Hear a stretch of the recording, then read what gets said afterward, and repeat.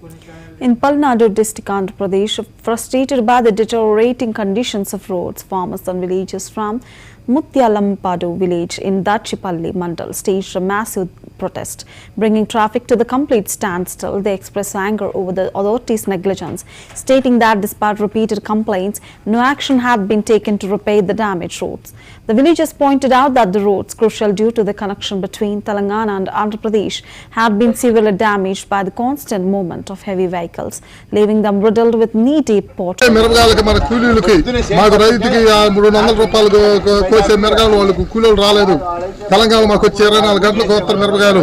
రైతు పంట కూడా ఆగిపోయింది.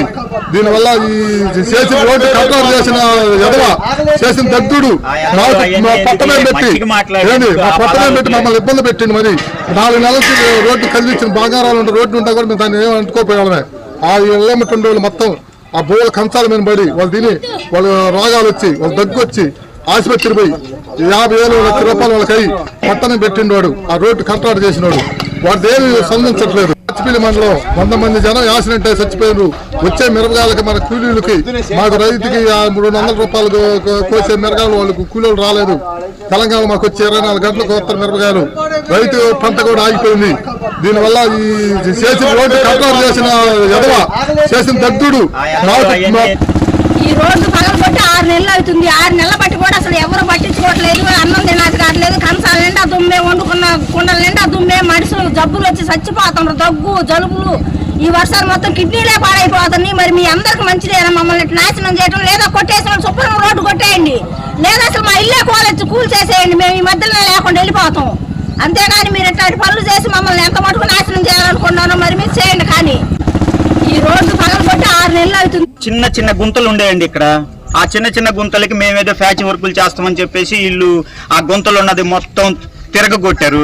తిరగొడితే ఏమవుతుందంటే రోడ్డు మధ్యలో గుంత, బండి ఎక్కేటప్పుడు ఇబ్బంది, బండి దిగేటప్పుడు ఇబ్బంది, చిన్న బళ్ళకి ఇబ్బంది అవుతుంది. అందరికీ మాస్కులు ఉండవు, అందరికీ హెల్మెట్స్ ఉండవు.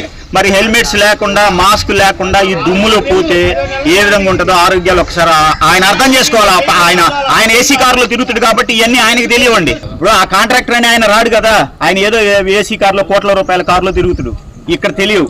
ఈ ఆ రోడ్డు సంగతి అట్టుంచండి. ఈ ఊరికి అటు చివర ఇటు చివర ఉన్న వాళ్ళకి ఇక వాళ్ళు భోజనాలు చేయడానికి కూడా ఎంత ఇబ్బంది పడుతుందో ఇందాక ఒక అక్క చెప్పింది. కాబట్టి తొందరలో ఇప్పుడు వచ్చారు, అటుపక్క కొన్ని వెహికల్స్ ఆగినాయి, ఇటుపక్క కొన్ని వెహికల్స్ ఆగినాయి.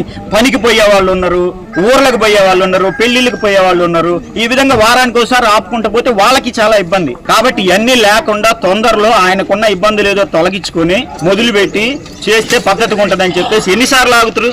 ఎక్కడి నుంచో వచ్చిండు ఆ అబ్బాయి, చేతులు కట్టుకొని నిలబడ్డాడు. అట్లా అందరూ ఇబ్బంది పడుతున్నారు దీని నుంచి. ఎందుకంటే ఆంధ్ర వాళ్ళు తెలంగాణ వాళ్ళు ఇద్దరు మధ్యలో ఉన్నది ఇది. మరి ఎందుకు ఆగుతుందో కారణమైనా చెప్పాలిగా. మేము అసలు చేయకపోతే మేము చెయ్యం, ఇది మా పని కాదు అని చెప్తే దాన్ని బట్టి ఇంకొక యాక్షన్ తీసుకుంటాం. అవి అంతకు ముందు ఉన్నా పెద్దగా ఇబ్బంది ఉండేది కాదు. ఇప్పుడు ఏమైంది, ఆయన మధ్యలో తూపిండు.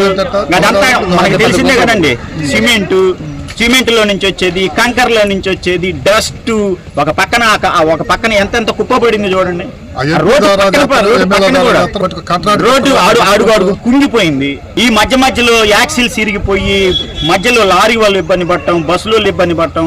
ఆ స్కూల్ డ్రైవర్లు ఇంకా అసలు మేము రామంటారండి. కాబట్టి ఆ కాంట్రాక్టర్ ఎవరో ఆయన పని ఆయన తొందరలో చేస్తే మంచిగా ఉంటుంది, ఎవరికి ఇబ్బంది లేకుండా ఉంటుంది. చిన్న గుంతలు ఉండేయండి ఇక్కడ. చాలా దుమ్మే, ఇళ్లలో దుమ్మే, మేమేం కావాలి? తీసట్టు పెట్టారు, తీయకుండా ఉండొచ్చుగా. ఎందుకు తీసారు?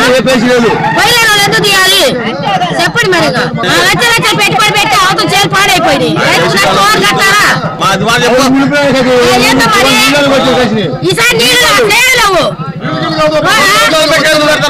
అసలు ఎందుకు తీయకుండా ఉండొచ్చుగా. పోయలేని వాళ్ళు తీయకుండా ఉండాలి.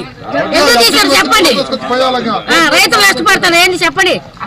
కట్టపడుతుంది మేము పోయాక సేవకి మా నష్టపరిహారం కట్టండి. కట్టపోతే అసలు తీయకుండా ఉండాలి. తీసినందుకు పెట్టారు. ఎంతమంది కింద పడతారు పోత రేపు తిరగాలి. రోడ్డు పనికి రాకుండా పోయి మేమేం చేయాలి చెప్పండి రైతులు.